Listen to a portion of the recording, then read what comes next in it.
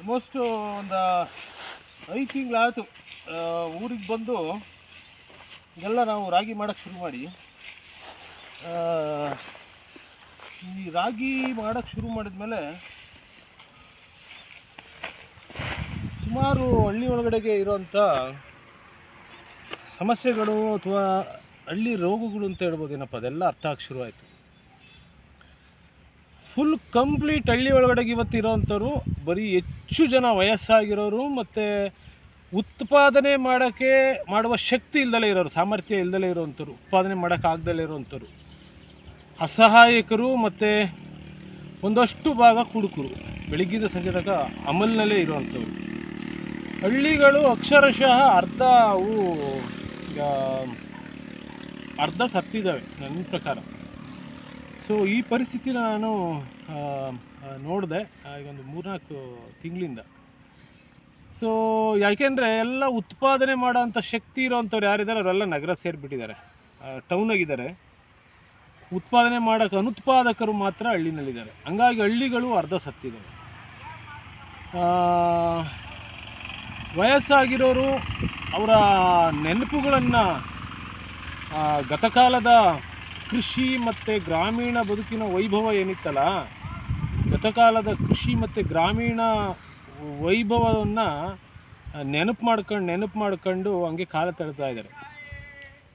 ಸದ್ಯ ನಮ್ಮ ಎತ್ತಿನ ಮಕ್ಕಳು ನಮ್ಮ ಜೊತೆಗಿದ್ರೆ ಸಾಕಲ್ಲಪ್ಪ ಅನ್ನೋ ಮುದುಕರು ಇದ್ದಾರೆ, ಇಬ್ಬೊಬ್ಬರು ಇದ್ದಾರೆ, ಅವ್ರಿಗೆ ಊಟ ತಿಂಡಿ ಅವರೇ ಮಾಡ್ಕೋಬೇಕು. ಈ ಥರದ ಪರಿಸ್ಥಿತಿ ಹಳ್ಳಿನಲ್ಲಿ ಜಾಸ್ತಿ ಇದೆ. ಸೊ ನಿಮ್ಮನ್ನೊಂದು ಸರಿ ಅವ್ರ ಜಾಗಕ್ಕೆ ಹಾಕಿ ನೋಡಿ. ನಿಮ್ಮ ಮಕ್ಕಳು ನಿಮ್ಮ ವಯಸ್ಸಾದ ಕಾಲದಲ್ಲಿ ನೀವು ದೂರ ಹೋದರೆ ನಿಮ್ಗೇನು ಅನಿಸುತ್ತೆ? ಒಂದು ಸರಿ ನಿಮ್ಮನ್ನು ಅವ್ರ ಜಾಗಕ್ಕೆ ಹಾಕಿ ನೋಡಿ. ಇದಕ್ಕೆ ಕಾರಣ ನಾವು ನಗರ ಸೇರಿರೋರು ಅಂತ ನಾನು ಹೇಳ್ತಾ ಇಲ್ಲ. ಇದಕ್ಕೆ ಕಾರಣ ಏನಂದರೆ ನೀತಿಗಳು. ಗ್ರಾಮೀಣ ಪ್ರದೇಶದಲ್ಲಿ ವ್ಯವಸ್ಥೆಗಳಿಲ್ಲದೆ ಇರುವಂಥದ್ದು, ದುಡಿಯುವ ಅವಕಾಶಗಳು ತುಂಬ ಕಡಿಮೆ ಇರುವಂಥದ್ದು, ನಗರ ಪ್ರದೇಶದಲ್ಲಿ ದುಡಿಯುವ ಅವಕಾಶ ಜಾಸ್ತಿ ಇರುವಂಥದ್ದು. ಈ ಕಾರಣದಿಂದ ಈ ನೀತಿಗಳೇನಿದಾವಲ್ಲ, ಆ ನೀತಿಗಳ ಕಾರಣದಿಂದ ಇವತ್ತು ನಮ್ಮ ಹಳ್ಳಿಗಳು ಅರ್ಧ ಸತ್ತಿದ್ದಾವೆ. ಇನ್ನೊಂದು ಅರ್ಧ ಒಂದು ರೀತಿ ಆಂಬುಲೆನ್ಸಲ್ಲಿ ಅಥವಾ ಹಳ್ಳಿಗಳು ಒಂದು ರೀತಿ ICUನಲ್ಲಿ ಇಟ್ಟಿರೋ ಥರ ಇದೆ ಹಳ್ಳಿಗಳ ಪರಿಸ್ಥಿತಿ. ಸೊ ಇದರಲ್ಲಿ ಆ ನೀತಿಗಳು ನೋಡಿ, ನಗರಕ್ಕೆ ಬೇಕಾದದ್ದು ಎಲ್ಲದನ್ನೂ ಕೂಡ ಸರ್ಕಾರ ಒದಗಿಸುತ್ತೆ. ಅಲ್ಲಿ ಏನು ಸಮಸ್ಯೆ ಆದರೂ ಕೂಡ ಅದನ್ನು ಆದ್ಯತೆ ಮೇಲ್ಗಡೆಗೆ ಅಡ್ರೆಸ್ ಮಾಡ್ತಾರೆ. ಆದರೆ ಹಳ್ಳಿನಲ್ಲಿ ಏನೇ ಸಮಸ್ಯೆ ಇದ್ದರೂ ಕೂಡ ಅದು ಸಮಸ್ಯೆ ಆಗಿ ಅನ್ನಿಸ್ತಾನೇ ಇಲ್ಲ. ಯಾಕೆಂದರೆ ಯಾರು ಗಟ್ಟಿಯಾಗಿ ದನಿ ಎತ್ತವರಿದ್ದರು ಹಳ್ಳಿಗಳಲ್ಲಿ ಅವರೆಲ್ಲ ನಗರ ಸೇರ್ಕೊಂಡಿದ್ದಾರೆ, ಯಾರು ಸಶಕ್ತರಿದ್ದರು ಅವರೆಲ್ಲ ನಗರ ಸೇರ್ಕೊಂಡಿದ್ದಾರೆ. ಹಳ್ಳಿಗಳ ಪರವಾಗಿ ಮಾತನಾಡುವವರು ಕೂಡ ಇವತ್ತು ಇಲ್ಲ. ಇದು ಇವತ್ತು ವಾಸ್ತವ ಪರಿಸ್ಥಿತಿ ಹಳ್ಳಿಗಳಲ್ಲಿರುವಂಥದ್ದು. ಸೊ ಹಾಗಾಗಿ ಸರ್ಕಾರಗಳೇನಾದರೂ ನಿಜವಾಗೂ ಈ ನಾಳೆಯ ಬಗ್ಗೆ ಪ್ರಾಮಾಣಿಕವಾದ ಕಾಳಜಿ ಇದ್ದರೆ ಹಳ್ಳಿಗಳಿಗೆ ವ್ಯವಸ್ಥೆಗಳನ್ನು ಕಲ್ಪಿಸೋಕ್ಕೆ ಶುರು ಮಾಡಬೇಕು. ನಗರದ ರಕ್ತವನ್ನು ಹೀರಿ ಹಳ್ಳಿಯ ICUನಲ್ಲಿರುವಂಥ ಹಳ್ಳಿಗಳಿಗೆ ಕೊಡಬೇಕು. ನಗರದ ರಕ್ತ ಹೀರಿ ICUನಲ್ಲಿರುವಂಥ ಹಳ್ಳಿಗಳಿಗೆ ಕೊಡಬೇಕು. ಆವಾಗ ಹಳ್ಳಿಗಳಿಗೆ ಏನಾದರೂ ಸ್ವಲ್ಪ ಚೈತನ್ಯ ಬರ್ಬೋದು. ಈ ನಗರಗಳು ನಿಜವಾಗಿ ಅನುತ್ಪಾದಕ. ಒಂದೇ ಒಂದು ರಾಗಿ ಕಾಳನ್ನೂ ಕೂಡ ಯಾವ ಫ್ಯಾಕ್ಟ್ರಿನಲ್ಲಿ ಉತ್ಪತ್ತಿ ಮಾಡೋಕ್ಕಾಗಲ್ಲ ಅನ್ನೋದು ಸತ್ಯ ಎಲ್ಲರಿಗೂ ಗೊತ್ತಿದೆ.